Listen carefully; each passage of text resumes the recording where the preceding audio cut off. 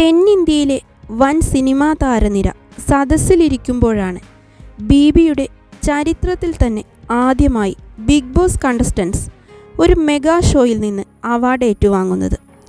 അതും ഈ വർഷത്തെ ഏറ്റവും ട്രെൻഡിംഗ് ആയ പെയർ എന്ന കാറ്റഗറിയിൽ. Behindwoods gold icon trending pair 2024 award ഏറ്റുവാങ്ങുകയായിരുന്നു അർജുനും ശ്രീതുവും ചെന്നൈയിൽ വെച്ച്. സിദ്ധാർത്ഥ്, നാഗചൈതന്യ, അനിരുദ്ധ്, പ്രിയാമണി, സനം ഷെട്ടി, ശ്രീലീല തുടങ്ങിയ തെന്നിന്ത്യയിലെ സൂപ്പർ താരങ്ങളെല്ലാം തന്നെ സദസ്സിലുണ്ടായിരുന്നു.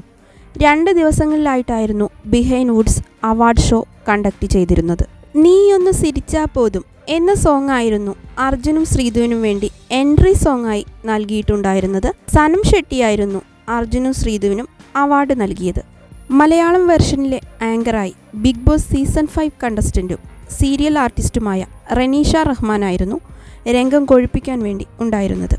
അതിനുശേഷം വാരണം 1000 എന്ന സിനിമയിലെ മുൻദിനം പാർത്തേനെ എന്ന സോങ് ആയിരുന്നു അവർക്ക് ഡാൻസ് പെർഫോമൻസിന് വേണ്ടി കൊടുത്തിരുന്നത്.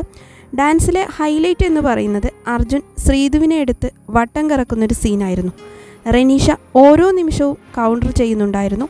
അങ്ങനെ ചെയ്യാർജുനെ, ഇങ്ങനെ ചെയ്യാർജുനെ, എടുത്ത് വട്ടം കറക്കാട്ടോ, കിട്ടിയ അവസരമാണ്, ഒന്നും പാഴാക്കേണ്ട, പ്രൊപ്പോസൽ ചെയ്യാൻ വേണ്ടിയിട്ട് ഇതിൽ പരം മറ്റൊരു വേദിയില്ല എന്നൊക്കെ പറഞ്ഞ് ഓരോ നിമിഷവും രംഗം ഉഷാറാക്കുന്നുണ്ടായിരുന്നു. നല്ലൊരു വിഷ്വൽ ട്രീറ്റ് തന്നെയായിരുന്നു ഈ അവാർഡ് നൈറ്റ് എന്ന് പറയുന്നത്. ആരാധകർക്ക് വളരെയധികം സന്തോഷം നൽകുന്ന ഒരു സീൻ തന്നെയായിരുന്നു. ഡാൻസിന് ശേഷം റനീഷ അർജുനോട് വാരണം 1000 പ്രൊപ്പോസൽ സീൻ റീക്രിയേറ്റ് ചെയ്യാൻ പറഞ്ഞപ്പോൾ അർജുൻ്റെ വക നല്ല കൗണ്ടർ തന്നെയായിരുന്നു. ഇവക്കൊന്നും വേറെ പണിയൊന്നുമില്ലേ, ചെന്നൈയിലേക്ക് ഇതിനു വേണ്ടി ഇറങ്ങി പുറപ്പെട്ടിരിക്കുകയാണോ എന്നൊക്കെയായിരുന്നു അർജുൻ പറഞ്ഞത്.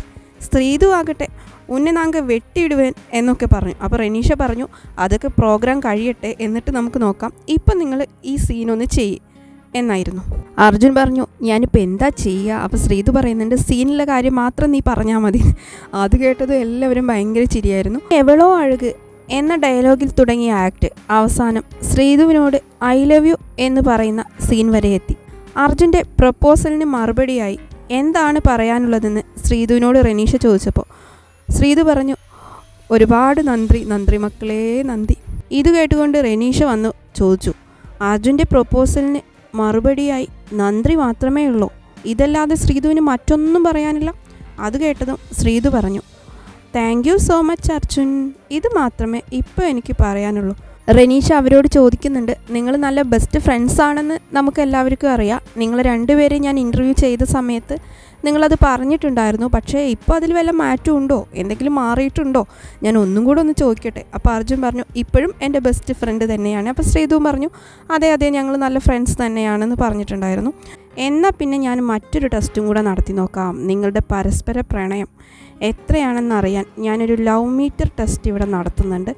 അത് നടത്തിക്കഴിഞ്ഞാൽ നിങ്ങൾ മനസ്സിൽ ഒളിപ്പിച്ച് വെച്ചിട്ടുള്ള ആ ഒരു സ്നേഹമൊക്കെ നമുക്ക് പുറത്ത് കാണാൻ പറ്റും എന്ന് പറഞ്ഞ് ആ ടെസ്റ്റ് ചെയ്യാൻ ഒരുങ്ങുകയാണ്. ഇത് കേട്ടതോടുകൂടി രണ്ടുപേരും കുറച്ച് ടെൻസ്ഡ് ആവുന്നുണ്ട്.